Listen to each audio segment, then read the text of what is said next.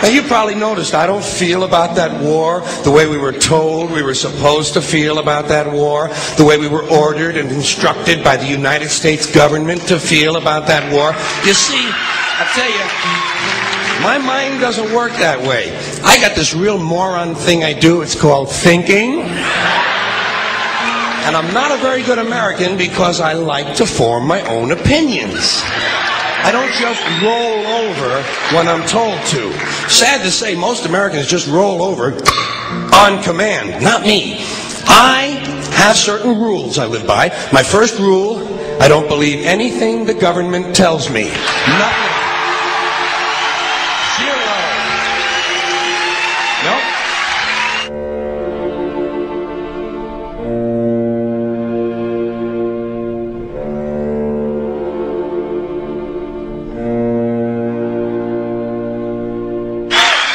And I don't take very seriously the media or the press in this country, who in the case of the Persian Gulf War were nothing more than unpaid employees of the Department of Defense, and who most of the time function as kind of an unofficial public relations agency for the United States government.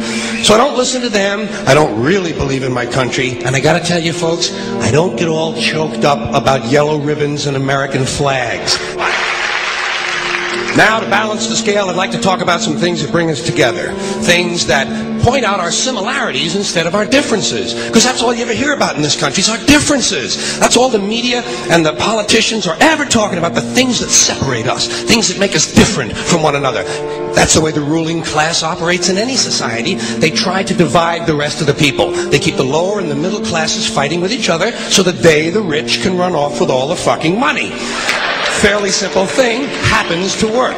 You know, anything different, that's what they're going to talk about. Race, religion, ethnic and national background, jobs, income, education, social status, sexuality, anything you can do, keep us fighting with each other so that they can keep going to the bank.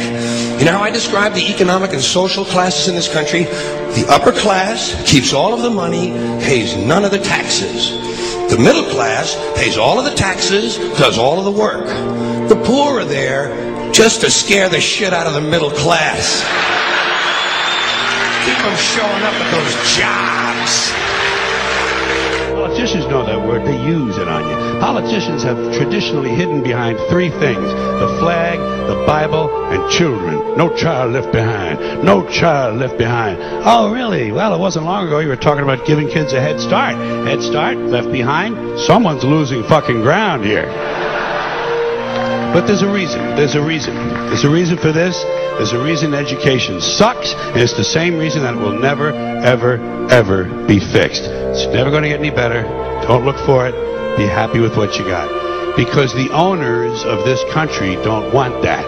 I'm talking about the real owners now. The big, the wealthy, the real owners, the big wealthy business interests that control things and make all the important decisions. Forget the politicians. They're irrelevant. The politicians are put there to give you the idea that you have freedom of choice. You don't. You have no choice. You have owners. They own you. They own everything. They own all the important land. They own and control the corporations. They've long since bought and paid for the Senate, the Congress, the state houses, the city halls. They got the judges in their back pockets, and they own all the big all the big media companies. So they control just about all of the news and information you get to hear. They got you by the balls. They spend billions of dollars every year lobbying to get what they want. Well, we know what they want. They want more for themselves and less for everybody else. But I'll tell you what they don't want. They don't want a population of citizens capable of critical thinking. They don't want well-informed, well-educated people capable of critical thinking. They're not interested in that. That doesn't help them.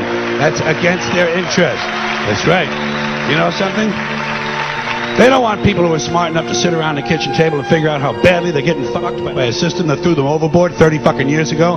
They don't want that. You know what they want? They want obedient workers.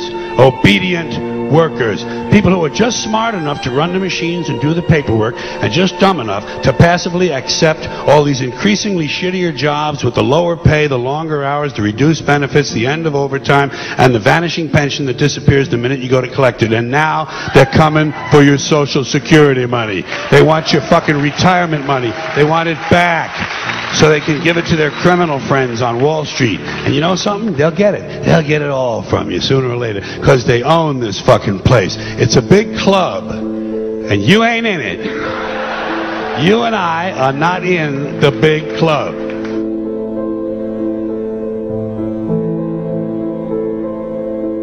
The greatest form of control is where you think you're free when you're being fundamentally manipulated and dictated to.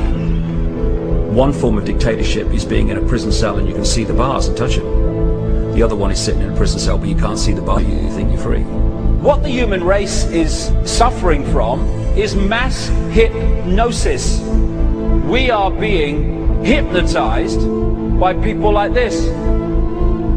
Newsreaders, politicians, teachers, lecturers. We are in a country and in a world that is being run by unbelievably sick people. The chasm between what we're told is going on and what is really going on is absolutely enormous. The greatest hypnotist on planet Earth is a oblong box in the corner of the room. It is constantly telling us what to believe is real. Historically, the control and manipulation of political opinion has been the Freemasons' main weapon in gaining control of countries and states. Once in control of the rulers and politicians of a country, laws and political structures could be changed in accordance with their agenda. However, since restricting the body does not necessarily mean restricting the mind, the Freemason recognizes that their plan for a global government hinges completely on subduing the masses to their agenda, and thus eliminating opposition to their cause. And the greatest threat to their plan, posing more danger than any army or law, is the threat of a free-thinking mind. In order to eliminate this threat and to achieve their objective, the Masons have set about the boldest plan ever devised: the complete control of every aspect of human life, your life. And the weapons they are using against you are in your very homes, entertaining you and your children, and gradually indoctrinating you without you even realizing.